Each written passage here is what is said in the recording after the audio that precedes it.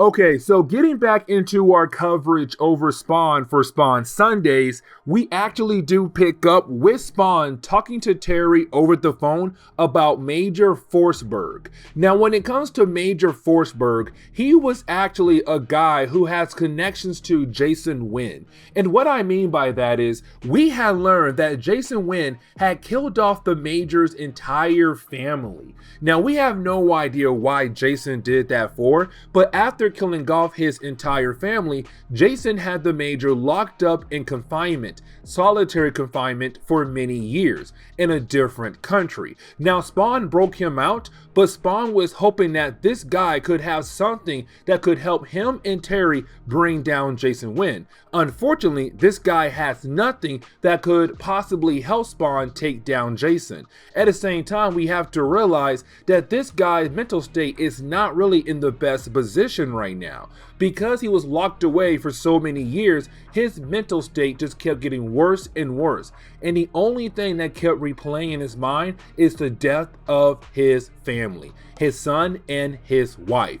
Either way, you didn't have Terry hang up the phone. And the reason why? Because Wanda walked in. Now remember, Wanda is the ex-wife of Al Simmons, but after he had died, she got remarried to Terry, his best friend. And she has no idea that Terry and Spawn are working together to bring down Jason Wynn. Because to Terry, he thinks that if Wanda finds out that Al is alive and Al is Spawn, it is going to break her heart and mind, literally. And so he says, you know what? Let me not tell her for now until the best moment comes around. But at the same time, I have to make sure that Spawn is also in a better position because right now, Homeboy is a tad bit crazy.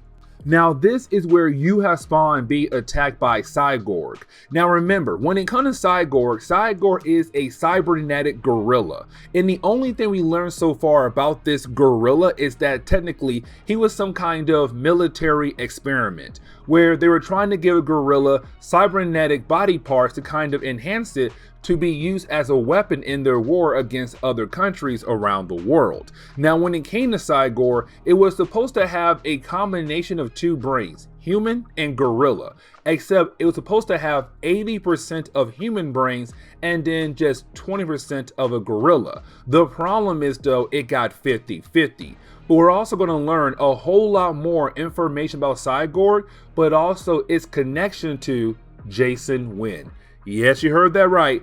Jason had a hand in CyGor's creation. Now with that being said, you do have Spawn and CyGor fight against each other. And while they're fighting against each other, unfortunately, it's not a fair battle for CyGor at all. I mean, at first it was because he was able to get Spawn by surprise. But after Spawn was able to regather himself and come a new game plan to take down CyGor, he defeats CyGorg just like that. The battle is done. But the question is though, why was CyGor looking for Spawn? But on top of that, what is the connection between CyGor and also Jason Wynn? And so you didn't have the Major tell us that he actually remembers CyGorg very well. Now, the reason why he does remember CyGorg is because he was there when Jason Wynn was actually putting everything together to create this project. See, Jason Wynn found out that some other country out there was technically doing the same experiment that they did with CyGorg. They were 3 years ahead of other countries who were trying to do similar things. And so once Jason Wynn found out, he wanted their information, their experiment, to basically sell on the market. He could have given it over to the American military or other militaries around the world. Either way, he wanted that information to make some bucks. Now he was able to get that information thanks to sending in Al Simmons.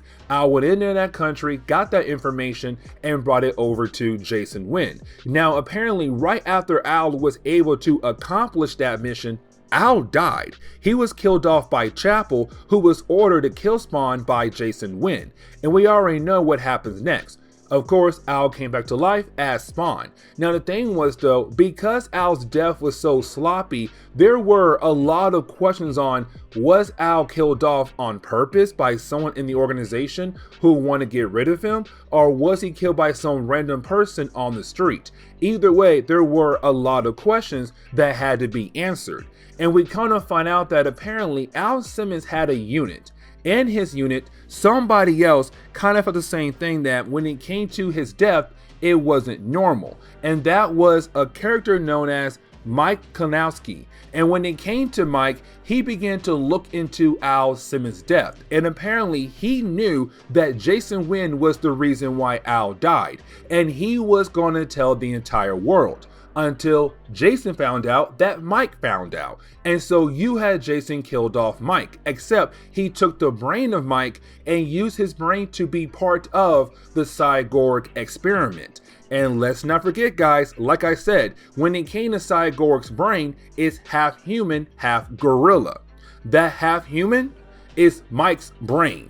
And so this is technically Spawn's friend in the body of a cybernetic gorilla. Now, getting back over to Terry, we do kind of find out that Wanda found out that Terry has been talking to somebody to hopefully bring down, well, Jason Wynn. Now, she has no idea that her husband has been talking to Spawn, because if she did find out, it could literally break her heart. And so it's him saying, listen, I found someone who can help me, but unfortunately, I cannot tell you who that is. Now, this is Wanda and Terry kind of beginning this process where they're no longer going to trust each other, because now Terry is hiding things, even though the things he is hiding is actually for a good reason. But for Wanda's more of, you're my husband and you and I have both been working together to bring down Jason. So why in the world can you not trust me now to help you bring down Jason Wynn? But for Terry, unfortunately, he cannot tell her anything at all. And Wanda is also worried about the idea, if Jason does find out that Terry is trying to bring him down, he may come after their family once again, and this time possibly kill off Wanda and their daughter. And so we jump into Spawn number 58. Now, when we do, we pick up with two young characters that we have not seen in a good while, and that would be Andy and Eddie Frank. Now remember, when it comes to Eddie and Andy Frank, these were two young boys who were living with an abusive father. Now, with that being said, when it came to this abusive father, he was confronted by Spawn. It was Spawn hoping that if he was able to scare the man just good enough, he'll become a better father. We already knew that was not going to work. And matter of fact, after Spawn left, the father realized that one of the young boys had to tell Spawn that he was an abusive father. And so after Spawn left, he tried to do more harm to the boys. But the thing was, it ended up with the young boys killing their father in self-defense once he tried to do some more crazy things to his own children. Now, after they had killed off their father, we already knew what's next for them. They had to go through different foster homes, but they hated every single one of them. And so they ran away, and they ran to New York. And the reason why, because they remember the only person who had truly tried to take care of them or cared for them is Spawn. And so they left Alabama and came over to New York to find Spawn. The problem is, New York City is a huge city with a lot of people. You just can't find someone so easily.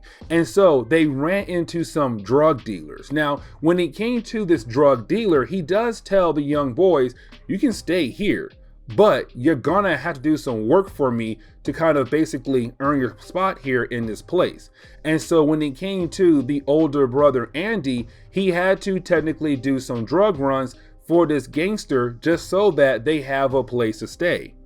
And so then we jump over to Spawn. Now, when we do, it's really more of Spawn kind of looking over the body of Cy-Gor. Now, Cy-Gor is not dead, but what Spawn remembers that when it comes to the military, but also Jason Wynn, when it comes to all their different kinds of experiments, they usually have some kind of tracker on them. So just in case they cannot find them, that tracker will help them find them and recover their lost experiments. Now, we have to remember that when it comes to Cy-Gor, even though Cy-Gor is a cybernetic gorilla, it's also his friend Mike in there. Half of Mike's brain is inside the body of Cy-Gor. Either way, you have Spawn say, I know when it comes to Jason, there's some kind of tracker on here. Spawn finds it and he shuts it off. And as soon as Spawn did that, the team that was supposed to monitor CyGorg just realized that they lost his tracker. And so they have no choice but to call up Jason Wynn. Except when they do, Jason is not happy about the idea they have lost CyGorg. And so he does tell his men to go ahead and kill off the entire team that was supposed to monitor CyGorg, bring in a new team who can hopefully find CyGorg and bring him back, because Jason did spend a lot of money on that project. But getting back over to Andy and Eddie, even though you had the older brother Eddie do some drug runs with the drug lords, you didn't have Eddie say, you know what, it's about time for us to find Spawn. And so you have Eddie and Andy go over to Rat City. Now remember, when it comes to Rat City, that whole entire territory belonged to Spawn. Either way, when the two young boys arrive in that area, well, they do run into Cogliastro. Now remember, we have no idea what is the big deal with Cogliastro. All we know is that he told Al Simmons that he used to be a Spawn. Now we have no idea if that means he was a Hell Spawn or some other kind of Spawn. Either way, when it comes to the young boys, they run into Cogliastro, who was able to point them in the right direction if they want to find Spawn. The problem is though, when they do find Spawn, well, they find his throne first, and they realize that his throne is made up of dead bodies of animals and people. They're truly freaked out. And then you have Spawn come right behind them and trying to figure out who in the world are these two random boys here in his area. But let's not forget that this is a Spawn who's right now technically not okay, because over the last few, I say 20 issues, maybe more, he has gone through a lot, and I mean a lot. And so at this point in time, his main goal is truly not to help other people at all. Instead, his only goal is to help himself, but to also kind of try to find a way to get rid of Malbolgia to once and for all to be free. Now, once you have the boys confront Spawn, they're all like, Spawn, don't you remember us? It's Andy and Eddie, the guys you helped out with the abusive father. Well, hey, he died. We're on the run. We came to New York and we felt like we should stay with you because you were the only person who truly cared for us. But like I said, Spawn is a whole lot darker now, and he says no. Now, when it comes to the older brother Eddie, he gets so mad about the idea that these two young boys had crossed the entire country to find Spawn, and once they do, and they ask him, can they stay with him? He says no. And so Eddie gets so mad, says so much smack, he leaves Andy, his younger brother, with Spawn and goes back over to the drug house to basically live with the drug lord. Now, when Eddie does get back over to the drug house and he does get confronted by the drug lord and also a few other members of this small gang, they're wondering, hey, we heard that you did not finish your jobs when it came to drug drop-offs. But on top of that, hey, where is your young brother? And you have Eddie say, oh, we found Spawn finally, and Andy is going to stay with Spawn. Now, here's the thing. When it comes to these drug lords, they're like, wait a second. You know where Spawn is at?